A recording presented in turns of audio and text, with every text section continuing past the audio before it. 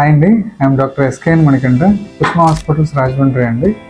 రెగ్యులర్గా పిల్లలకి నులి పురుగుల మందులు అంటామండి, అంటే డీవార్మింగ్ అంటాం. పిల్లలకి ఏ ఏజ్ నుంచి చేయొచ్చు, ఏ కంప్లైంట్ ఉంటే వాడాలని చెప్తానండి.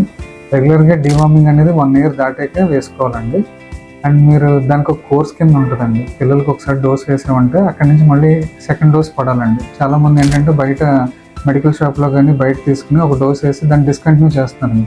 సో దానివల్ల మనకు ఆ మెడిసిన్ వల్ల ఉపయోగం అనేది ఏమీ ఉండదు. సో ఎవ్రీ 6 monthsకి మీ డాక్టర్ ప్రిస్క్రైబ్ చేసిన డోసేజ్లో 2 doses మాత్రం కంపల్సరీ తీసుకోవాలండి.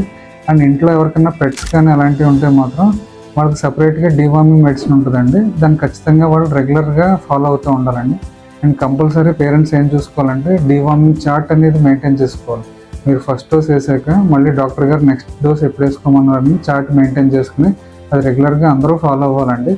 ఒకటే పిల్లలు షేరింగ్ బాత్రూమ్స్ కానీ ఒకటే బాత్రూమ్ వాడుతున్నారంటే మాత్రం పిల్లలకి సేమ్ టైం వేసి నెక్స్ట్ ఫాలోఅప్ డోస్ కూడా సేమ్ టైం వేసుకోవాలండి. సో ఇవన్నీ ఖచ్చితంగా ఫాలో అవ్వాలండి.